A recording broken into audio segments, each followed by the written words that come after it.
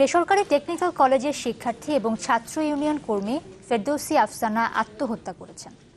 প্রাথমিকভাবে এমন ধারণা ঢাকা মেডিকেলের ময়নাতদন্তকারী চিকিৎসকদের। তবে তিনি জানিয়েছেন, পূর্ণাঙ্গ প্রতিবেদন পাওয়ার পরই জানা যাবে প্রকৃত ঘটনাটা আসলে কি।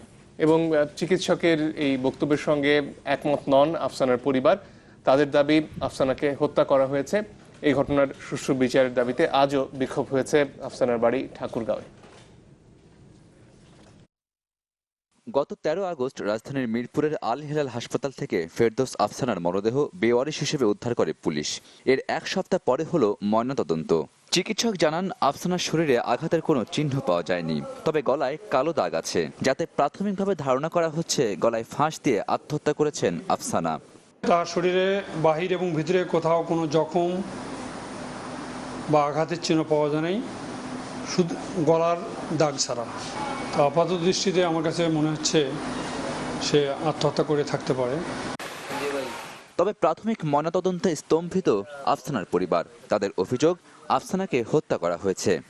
আমার মেয়ের যেখানে গলার দাগটা, সেটা যে কেউ দেখলেই বুঝতে পারবে এটা আসলে আত্মহত্যা না, এটা কেউ তাকে মারে ফেলা হয়েছে।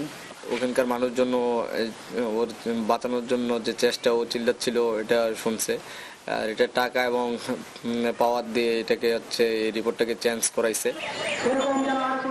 আফসানার মৃত্যুকে হত্যা দাবি করে রোববার বিক্ষোভ হয়েছে তার বাড়ি ঠাকুরগাঁয়ে। সুষ্ঠু তদন্ত শেষে দোষীদের জানার দাবি স্থানীয়দের। এটি একটি সুপরিকল্পিত হত্যাকাণ্ড, এর সাথে এক বা একাধিক মানুষ জড়িত আছে।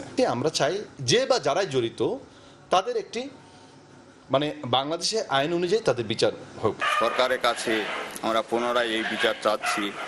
রাজধানীর মিরপুরের সাইক ইনস্টিটিউট অব টেকনোলজিতে স্থাপত্যবিদ্যায় শেষ বর্ষে পড়তেন আফসানা। তিনি ছাত্র ইউনিয়নের কর্মী ছিলেন।